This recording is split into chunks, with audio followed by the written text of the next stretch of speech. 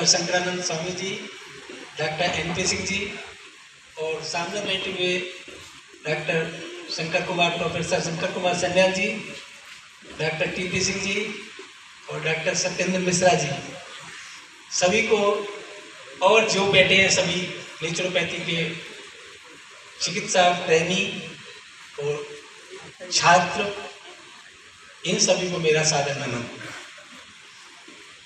जो बात मैं पहले कहना चाहता था उनमें से 80% बात जो लखनऊ के सत्येंद्र मिश्रा जी थे उन्होंने कह दिया था। अब मैं यही सोच कर आया था, उन्होंने सारी कह दिया। अब मैं बोला कि कैंसिल करो, बोलना तो यहाँ तो ठीक नहीं है, तो मैंने अपना कैंसिल कराया। लेकिन फिर भी मैं एक बात कहना चाहूँगा कि महात्मा गांधी जो प्राकृतिक चिकित्सा, 2 मिनट लूँगा मैं, प्राकृतिक चिकित्सा का प्रचार प्रसार किया और इसको अपनाया, उस समय हमारे देश में चिकित्सा की बहुत ज़्यादा जरूरत थी। गाँव में, ग्रामीण क्षेत्रों में चिकित्सा नाम की चीज़ नहीं थी, कोई चिकित्सक जाने को राजी नहीं था, वो आज भी नहीं जाते। और जहाँ तक कहते हैं कि प्राकृतिक चिकित्सा एक वैकल्पिक चिकित्सा पद्धति है, ये 1998 में अमेरिका ने इसको चिकित्सा पद्धति घोषित कर दिया, तो हमारे यहाँ भी मानने लगी। और आज मैं 1983 से प्राकृतिक चिकित्सा की सेवा दे रहा हूँ और इसके प्रचार प्रसार के लिए काम कर रहा हूँ। इतना प्रचार प्रसार किया है, इतनी मेहनत की है कि हमने एक आयुष मंत्रालय बनाने में हम मजबूर कर दिया है सरकार को, लेकिन फिर भी कमी है। प्राकृतिक चिकित्सा के मेडिकल कॉलेज खुल गए हैं, डिप्लोमा सेंटर्स पहले से चल ही रहे थे, और प्राकृतिक चिकित्सक मैं समझता हूँ हर गांव में एक तो मिल जाएंगे, लेकिन उनकी रोजी रोटी का सवाल आता है तो वो वहाँ गौण हो जाते हैं औरों की अपेक्षा। प्राकृतिक चिकित्सा को वैकल्पिक चिकित्सा कहने वाले तो अब छोटे हो गए हैं, क्योंकि मुख्य चिकित्सा पद्धति हो गई है, इसकी 5 फैकल्टी हो गई है, मिट्टी, पानी, धूप, हवा और आकाश। तो इसको अभी वैकल्पिक तो नहीं कह सकते, तो इसको जो लोग इनको प्रॉपरली पढ़कर आ रहे हैं, चाहे वो डिप्लोमा कर रहे हैं चाहे डिग्री कर रहे हैं, उनको उतना सम्मान नहीं मिल रहा है समाज में, उतनी अर्थव्यवस्था उनकी सही नहीं हो रही है जैसी और दूसरे लोगों की है। तो मेरा तो इस मंच के माध्यम से गवर्नमेंट को यही एक निवेदन है कि हर स्टेट में प्राकृतिक चिकित्सा का एक बहुत बड़ा 1000 बेड का अस्पताल बनना चाहिए, और यूपी में तो 3 बनने चाहिए। जब 3 चिकित्सा के अस्पताल होंगे हर स्टेट में, तो उनके लिए डॉक्टर्स भी चाहिए, उनके थेरेपिस्ट भी चाहिए, तो उन लोगों का थोड़ा सा वो बढ़ जाएगा, क्रेज बढ़ेगा, कोर्स करने का क्रेज बढ़ेगा, पढ़ने का क्रेज बढ़ेगा, इससे जुड़ने का क्रेज बढ़ेगा। तो गवर्नमेंट से यही प्रार्थना है कि हर स्टेट में जैसे मेडिकल कॉलेज खोले जा रहे हैं कि इस स्टेट में 17 मेडिकल कॉलेज खोल दिए, इसमें 18 खोल दिए, इसमें 3 खोल दिए, इस तरह से गवर्नमेंट के मेडिकल कॉलेज और गवर्नमेंट के प्राकृतिक चिकित्सालय भी हर स्टेट में भारत सरकार को खोलने चाहिए, और स्वास्थ्य का बजट प्राकृतिक चिकित्सा के लिए भी उसी अनुपात में देना चाहिए। ये तो मेरा फोन बंद होने वाला। और प्राकृतिक चिकित्सा को जितना मैं जानता हूँ, आप भी जानते हैं, उस पर बहुत लोग चर्चा कर चुके हैं, तो उस पर तो मैं नहीं करूँगा। मेरा आज साइंटिफिक चैप्टर है आज का 2% किडनी डिसऑर्डर, इस पर मैं काम करता हूँ। क्रोनिक किडनी डिसऑर्डर, यानी जब चिकित्सा मतलब किसी पेशेंट की किडनियाँ काम करना बंद कर देती हैं, तो उनका नेचुरोपैथी में कैसे इलाज करते हैं और किडनी का क्या क्या फंक्शन है, क्या क्या इंसान हम कर सकते हैं। तो अभी मैं कहना चाहूँगा कि हमारे शरीर में हम जो बात कर रहे हैं कि हम स्वस्थ कैसे नापते हैं अपना, अगर हम समय से खाना खाते हैं, समय से सोच जाते हैं, समय से हम हंसते हैं, अनुकूल परिस्थितियों में हंसते हैं और प्रतिकूल परिस्थितियों में रोते हैं, तो हम स्वस्थ हैं। अगर ऐसा नहीं करते हैं तो हम स्वस्थ नहीं हैं, पहली बात। दूसरी बात, अगर ऐसा नहीं है तो फिर हमारा पाचन संस्थान गड़बड़ होता है, हमारा उत्सर्जन संस्थान गड़बड़ होता है, हमारा परिचालन संस्थान, ब्लड सर्कुलेटरी संस्थान गड़बड़ होता है, और हमारा नर्वस सिस्टम इम्बैलेंस होता है, और हमारी ज्ञानेंद्रियां, आँख, कान, गला, स्किन और ये जो होते हैं, ये गड़बड़ जाते हैं। तो हमारे शरीर के सिस्टम, जितने भी सिस्टम है, ये सब गड़बड़ाने लगते हैं। तो इसमें हमें क्या करना चाहिए? तो मैं आज उत्कर्षण संस्थान की बात करूँगा। उत्कर्षण संस्थान में किडनी का एक अहम रोल है। जैसे स्किन का है उसी तरह से किडनी का भी है। तो अब हमारी किडनी जो ब्लड को साफ करती है और टॉक्सिन्स को बाहर निकालती है, वो पेशाब के द्वारा बाहर निकालती है। फेफड़े कार्बन डाइऑक्साइड के द्वारा हमारे शरीर का शुद्धिकरण करते हैं, रक्त को ब्लड प्योरीफाई करते हैं। और त्वचा पसीना के द्वारा शरीर के टॉक्सिन बाहर निकालती है। नाक द्रव पदार्थ के द्वारा बाहर निकालते हैं। कान में कभी कभी देखा होगा ना, बहुत दिन बाद गांठ सी जमा हो जाती है, मेल जमा हो जाता है, उसके द्वारा कान भी हमारे शरीर में डिटॉक्सिफिकेशन का काम करते हैं। आंखों में भी कभी कभी कांच नींद जैसी हो जाती है, वो भी हमारी आंखें इसका काम करती है। यानी बॉडी को प्योरीफाई करने के लिए सब चीजें काम करती हैं। तो हमारे जो गुर्दे हैं ये एक अहम रोल निभाते हैं। हमारे गुर्दे अहम रोल निभाते हैं बॉडी की डिटॉक्सिफिकेशन में। और इनका जो ये क्या काम थे, ये संख्या में 2 होते हैं, चाहे स्त्री हो या पुरुष, संख्या में 2 होंगे। ये रक्त को छानकर पेशाब का निर्माण करते हैं। ये पीठ के पीछे रीढ़ के दोनों तरफ होते हैं और इनका वजन 150 से 170 ग्राम के आसपास होता है।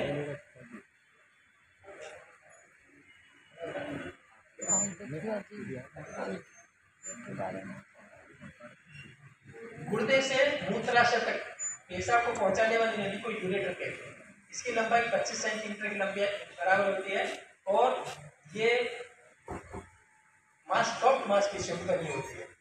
और मूत्र नलिका के द्वारा जो पेशाब इकट्ठा होता है वो मूत्राशय में इकट्ठा होता है और वहां से यूरेथ्रा के द्वारा बाहर निकाल दिया जाता है। अब गुर्दे का कार्य क्या है? गुर्दे ब्लड को प्योरीफाई करते हैं। आगे बढ़ो। गुर्दे ब्लड को प्योरीफाई करते हैं। जब ये हमारे शरीर से बाहर निकाल देते हैं टॉक्सिन्स को, तो रक्त शुद्ध हो जाता है, पानी का संतुलन बनाते हैं और अम्ल और क्षारीय इन दोनों को, यानी अम्ल और क्षार को संतुलन करते हैं। जैसे sodium, potassium, chloride, magnesium, phosphorus, bicarbonate. और ये जो इनको बैलेंसिंग करते हैं, गुर्दे करते हैं, क्योंकि जो सोडियम होता है ये हमारे ब्रेन को संतुलित रखता है और जो पोटेशियम होता है ये हमारे हार्ट की मांसपेशियों को। एक नेफ्रॉन्स, ट्यूब्यूल्स और ग्लोमेरुलाई द्वारा बनता है। यानी नेफ्रॉन्स के भी 2 पार्ट हुए, ग्लोमेरुलाई और ट्यूब्यूल्स। यानी दो किडनी में 20 लाख नेफ्रॉन्स हैं, तो 20 लाख की ग्लोमेरुलाई है और 20 लाख की ट्यूब्यूल्स हैं। तो बहुत बारीक कोशिकाएं होती हैं जो ब्लड को फिल्टर करने का काम करती है। तो इस तरह जब हमारा ये जो किडनी होती है ये 1 मिनट में 1200 ml ब्लड फिल्टर करती है। 1200 ml ब्लड फिल्टर होता है 1 मिनट में, यानी 24 घंटे में 1728 लीटर ब्लड का फिल्टर होता है। 1728 लीटर ब्लड फिल्टर होता है किडनी के माध्यम से। लेकिन उनमें क्या रोल है? ग्लोमेरुलाई जो होती है 125 ml ब्लड पर मिनट, ये फिल्टर करती हैं। तो इस तरह 24 घंटे में 180 लीटर यूरिन बनता है। 180 लीटर यूरिन ग्लोमेरुलाई द्वारा। लेकिन वो 99% यूरिन जो होता है ट्यूब्यूल्स के द्वारा एब्जॉर्ब कर लिया जाता है। तो मात्र 1% यानी 180 का 1% यानी 1.800 ml, 1 लीटर 800 ml यूरिन बनता है। कुल मिलाकर पूरे 24 घंटे में 2 लीटर के करीब ब्लड यूरिन बनता है। और उस यूरिन जब बन जाता है तो उस यूरिन को यूरेटर के द्वारा मूत्राशय में भेज दिया जाता है और वहां से यूरेथ्रा के द्वारा पास कर दिया जाता है। यूरेथ्रा में 300 से 400 ml तक इकट्ठा रह सकता है। तो एक इतनी मशीनरी कि जिसमें 20 लाख नेफ्रॉन्स हैं, अब वो हमारे अंदर काम कर रही है, उसमें जरा सी भी डिस्टर्बेंस हो जाए तो हमें उसको क्या करना चाहिए, मैं इसके बारे में थोड़ा सा बताऊं। तो इसमें कैसे पता लगता है? आंखों में सूजन आ जाती है, चेहरे और पैरों में सूजन आ जाती है, मुंह भूख की कमी हो जाती है, जी में चिल्लाने लगता है, बार बार पेशाब आता है और रक्तदाब बढ़ जाता है, कमजोरी महसूस होने लगती है, सांस फूलने लगता है, थकावट होती है, पेशाब की कमी हो जाती है, पेट में गांठें हो जाती हैं या पैर में और कमर में दर्द हो जाता है। ये इसके लक्षण होते हैं। तो इनका निदान कैसे करेंगे? निदान इन्हीं चीज़ों को देखेंगे। आंखों में सूजन है, पैरों में सूजन है, हाथ में सूजन है, तो इनका निदान करते हैं। अधिकतर जो डायबिटिक पेशेंट हैं उनको किडनी की जो दवाइयाँ खाते हैं, एलोपैथी या जैसी इम्बेलेंस दवाइयाँ खा लेते हैं, तो उनकी किडनी में परेशानी होने का बहुत ज़्यादा कारण होता है।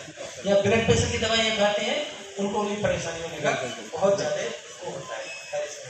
कुछ लोगों में जेनेटिक प्रॉब्लम होती है, कुछ लोगों में जब बहुत समय तक पेन किलर खाए हैं, जैसे पेन किलर में एक्लोफेनेक एक दवाई का नाम होता है या डिक्लोफेनेक, अगर वो दवाई खाते हैं तो गुर्दे पर बहुत ही बुरा प्रभाव डालती है, बहुत जल्दी खराब होने के चांस है। या मूत्र दिमाग में जन्मजात खराबी होती है, या यूरेटर में स्ट्रक्चर होता है, ये ज़्यादा परेशानी होती है। तो इनकी जांच के लिए पेशाब की जांच कराते हैं, पेशाब में पस तो नहीं है, आरबीसी तो नहीं है, प्रोटीन तो नहीं है, माइक्रो एल्ब्यूमिन तो नहीं है, और टीबी के कीटाणु तो नहीं है, प्रोटीन तो नहीं है, और कल्चर और सेंसिटिव टेस्ट कराते हैं। ब्लड की जांच कराते हैं, उसमें HB कम तो नहीं हो गया है, ब्लड यूरिया 70 to 51 तक है, क्रिएटिनिन 0.6 to 1.6 तक है, कोलेस्ट्रॉल, सोडियम, पोटेशियम, क्लोराइड, इनकी जांच ब्लड के दौरान करते हैं। सोनोग्राफी कराते हैं, अल्ट्रासाउंड, उससे किडनी के साइज में पता लग जाता है कि वो किडनी श्रिंक हुई है या किडनी डायलेट हुई है, ये पता लग जाता है। दूसरा एक्सरे कराते हैं, एक्सरे से पता लग जाता है। IVP कराते हैं, एक मेडिसिन लगा के जिस द्वारा उनकी जांच का भी पता लग जाता है। मैं ये इसलिए बता रहा हूँ कि आप लोगों को भी पता होना चाहिए कि जब नेचुरोपैथ के पास कोई भी मरीज आता है, वो सारी रिपोर्ट फाइल बनाकर लेकर आता है, तो आपको भी इनका पता होना चाहिए। आपके पास शुरुआत में नहीं आता, शुरुआत में वो यूरिन एक्सटैंडर दिखाता है या किडनी का डायलिसिस करा देता है। अब डायलिसिस शुरू करा देगा तो आएगा, या फिर आप उनको डर लगा देंगे, बता देंगे तो ये हो जाएगा वो हो जाएगा तो आएगा। तो आपको इन बातों की नॉलेज होनी चाहिए कि IVP भी होता है, और एक्स्ट्रा जब किडनी ड्रॉपलर है, और सिस्टो यूरेथ्रोग्राम है, माइक्रोबायोलॉजी है, इस तरह की जांच होती है। तो आपको इन जांच के बारे में पता होना चाहिए। जैसा मेरे से पहले बोलने वाले बता चुके हैं कि नेचुरोपैथ अपने आप को गौण ना समझे। तो गौण क्यों समझते हैं कि हमें एनाटॉमी फिजियोलॉजी पर पूरा पकड़नी होती है, और एनाटॉमी फिजियोलॉजी पकड़नी होती है तो हम उनके मरीज से अपनी बात या मरीज की बात सुन करके उसको क्लैरिफिकेशन नहीं दे पाते। इस वजह से हम उसमें थोड़ा पिछड़ जाते हैं। तो हमें एनाटॉमी की, फिजियोलॉजी की, पैथोलॉजी की भी पढ़ाई करनी चाहिए कोर्स के साथ साथ, और हम अपने आप को किसी के सामने छोटा ना समझें। तब नहीं समझेंगे जब अंदर ज्ञान होगा, नहीं तो दूसरा अपने ज्ञान से आपको कर देगा। तो किडनी फेलियर होता है, एक्यूट किडनी डिजीज होता है, और chronic kidney. Acute kidney disease तो अचानक हो जाता है, लेकिन क्रोनिक किडनी डिजीज धीरे धीरे होता है और किडनी को डैमेज कर देता है। जन चिकित्सा के लिए अब किडनी डायलेट हो गई है तो उसमें क्या करेंगे हम? उसमें कोल्ड ड्रिंक मार देंगे या पेट की ठंडी लपेट देंगे। किडनी डायलेट हो गई है, क्योंकि ठंडी लपेट जो होती है ये डायूरेटिक होती है। अब डायूरेटिक जो होगी वो पानी को बाहर तेजी से निकालेगी। आप ये कभी भी सोच कर देखना कि जब आपने खाना ज़्यादा खा लिया हो, या पेट आपका फूल रहा हो, या आपको गैस्ट्राइटिस या कॉन्स्टिपेशन हो गया हो, तो ठंडे पानी की लपेट बांध लीजिए, या कई बार ठंडे पानी में टॉवल को भिगाकर और उसको फोल्ड करके और पेट पर रख लीजिए, आपकी गैस्ट्राइटिस तुरंत दूर हो जाएगी। और उस लपेट को अगर चारों तरफ लगाते हैं तो उसमें किडनी कवर हो जाती है, तो किडनी का भी हाइड्रोनेफ्रोसिस आपका दूर होगा। तो ये हम ठंडे पानी का कटी स्नान देते हैं। और अगर इसमें थोड़ा सा और बढ़ाना हो तो ठंडे पानी में फनंदा वाली जड़ी बूटी को डाल करके उबाल करके उसका रस भी डाल देना चाहिए, या फनंदा वाली डाल देना चाहिए, डाल देना चाहिए। और पूर्ण स्टीम बांध देते हैं, कंप्लीट स्टीम बांध देते हैं, तो उसमें क्या करना चाहिए? उसमें जौ के डंठल अब जो स्टीम बनाने वाला यंत्र होता है, एक कपड़े में डंठल बांध करके जौ के उसमें डाल दें और उस पानी में, और उससे स्टीम जो बनेगी तो पूरी बॉडी की, शरीर की सूजन कम होगी, तो वो करना चाहिए। और ये तो बात हुई हाइड्रोनेफ्रोसिस की, किडनी बढ़ गई है। अब किडनी श्रिंक हो गई है तो क्या करना चाहिए, तो हमें हॉट एंड कोल्ड हिप्पात देना चाहिए। पानी की चिकित्सा बता रहा हूँ, तो हॉट एंड कोल्ड हिप्पात देना चाहिए, यानी कि हम 20 मिनट तक ठंडे पानी, गर्म पानी के टब में बैठाएं और फिर उसके बाद 5 मिनट ठंडे पानी के टब में बैठाएं और 5 मिनट बाद निकालें और ड्राई फ्रिक्शन कर दें, कमर का भी और पेट का भी। तो ये जो हमारी किडनी श्रिंक हो जाती है वो फिर बढ़ना शुरू हो जाती है। ये मेरा अपना अनुभव है। दूसरा, मिट्टी चिकित्सा। अब मिट्टी चिकित्सा में क्या करते हैं, मिट्टी चिकित्सा में पेट के ऊपर अधिकतर पीली मिट्टी की पट्टी रखते हैं, येलो मड बैग। अब येलो मड बैग की रखेंगे पेट के ऊपर तो हम क्या मतलब है कि किडनी पर वो डायबिटिक काम करेगी और उसका पानी जो बाहर रुका हुआ होगा वो निकाल देगी, लिवर को एक्टिवेट करेगी और इसके अलावा पेनक्रियाज को एक्टिवेट करेगी। ये 2 काम साथ साथ और अलग से हो जाएंगे किडनी के साथ साथ। लेकिन किडनी के ऊपर जो लगाएंगे 2 मड बैग छोटे छोटे पीछे, वो भी पीले होंगे अगर हाइड्रोनेफ्रोसिस है तो। लेकिन किडनी में अगर सिस्ट हो गया है तो सिस्ट की कंडीशन में काली मिट्टी की पट्टी सिस्ट पर लगाएंगे। काली मिट्टी जो पोखर के नीचे तले में होती है और बहुत सख्त होती है। मैं भंडारा गया था, भंडारे में देखा था, तो मैं समझता हूँ हमारे देश में सबसे जो अच्छी मिट्टी है भंडारे में है काली मिट्टी। तो वो कहीं भी सिस्ट पर लगा दीजिए, आपको जो दूसरी मिट्टी 1 महीने काम करेगी तो वो मुझे लगता है 10 दिन में 15 दिन में काम कर जाएगी, 10 दिन में काम कर जाएगी। तो बहुत अच्छी काली मिट्टी लगाएं तो सिस्ट को सही कर देती है। और कभी कभी हम थायराइड बढ़ जाता है उसमें भी हम मुल्तानी मिट्टी का अक्सर यूज करते हैं, लेकिन बहुत ज़्यादा बड़े होने पर काली मिट्टी का उपयोग कर सकते हैं। मालिश जो करते हैं पेट की और किडनी की येलो ऑयल से करेंगे, यानी सरसों के तेल को चार्ज कर देंगे, तेल ऑयल बना देंगे, उससे करेंगे। और एब्डोमेन का ग्रीन से करेंगे, यानी किडनी का येलो ऑयल से, एब्डोमेन का ग्रीन ऑयल से। और बॉडी, बाकी जो बॉडी होगी रेस्ट ऑफ द बॉडी, वो रेड ऑयल से मसाज करेंगे, क्योंकि हमें नर्वस सिस्टम को भी एनहेंस करना होता है। तो जब हमारी किडनी खराब होती है तो नर्वस सिस्टम भी वीक पड़ने लगता है, बहुत सारे टॉक्सिन्स हर सिस्टम पर प्रभाव डालते हैं, वो करता है। और आसन प्राणायाम में तो उसको हम सिंच के द्वारा रेक्टम में ट्विस्ट कराएंगे और उसको रोकने के लिए बोल देंगे, रुक ही जाएगा, वो मोशन के साथ बाहर नहीं आएगा। तो उस सिस्ट को दूर करने में बहुत जल्दी फायदा लगता है। जिन माताओं बहनों को ओवरी में सिस्ट हो जाती है, यूट्रस में सिस्ट होती है, तो कॉफी के एनिमा से बहुत जल्दी क्योर होने का चांस होता है। तो ये हम सिस्ट का प्रयोग कर सकते हैं। अदरवाइज तो नीम के पानी का एनिमा तो हम देते ही हैं, वो दें। लेकिन कॉफी का एनिमा मैंने 1992 में सीखा था, तो मैं उसको आपसे शेयर करना चाहता हूँ कि कॉफी के एनिमा से बहुत जल्दी लाभ होता है। आसन प्राणायाम की बातें हम ताड़ासन कर सकते हैं और पवन मुक्तासन, अश्वासन, नौकासन, उष्ट्रासन, शलभासन, जो भी धनुरासन, शीतलासन और शवासन, जो भी किडनी को हलचल में लाते हैं वो आसन कर सकते हैं। लेकिन आसन करते समय ये ध्यान रखें एकदम बहुत ज़्यादा स्ट्रिक्ट ना हो जाए। जब किडनी डायलेट होती है तो हम इस तरह से बैक बेंडिंग के जो आसन करते हैं वो बहुत तेजी से, बहुत ज़्यादा नहीं करनी चाहिए। पेशेंट की नेचर के अनुसार या उसकी क्षमता के अनुसार वो हमें आसन कराने चाहिए। और अनुलोम विलोम प्राणायाम, भ्रामरी, ये चीज़ें बहुत ज़्यादा लाभ देती हैं। अनुलोम विलोम प्राणायाम और भ्रामरी तो हमारे नर्वस सिस्टम को एनहेंस करने के काम आते हैं। और खाने में हम सुबह तुलसी का, दाल का पानी दे देंगे, ठीक है, या जौ का पानी दे देंगे, ओट्स, दलिया खाएंगे। डॉक्टर के भोजन में खीरा, ककड़ी, लौकी, भिंडा, तोरई, सीताफल, इस तरह की सब्जी, प्याज, आलू, ये खाएंगे। और अंगूर, चीकू, अमरूद इसमें बहुत ज़्यादा काम करता है, जो कमी हो जाती है खून की, उसमें लाभ देता है।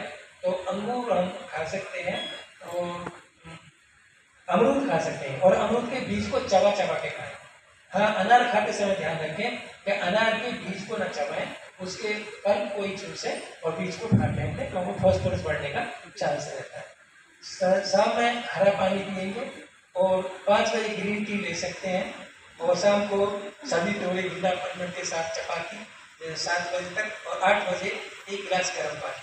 जो और डॉक्टर जो बोलते हैं कि पानी कम पीना चाहिए, कम पानी पीने से किडनी स्टोन होती चली जाती है।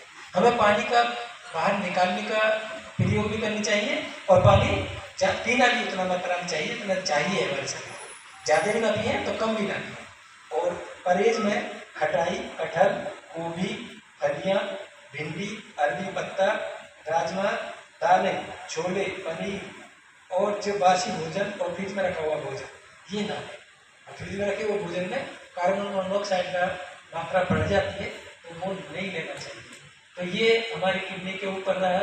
और अभी इसमें किसी का कोई क्वेश्चन हो तो बताएं और किडनी के ऊपर प्रयोग करते समय ध्यान रखें मरीज की पूरी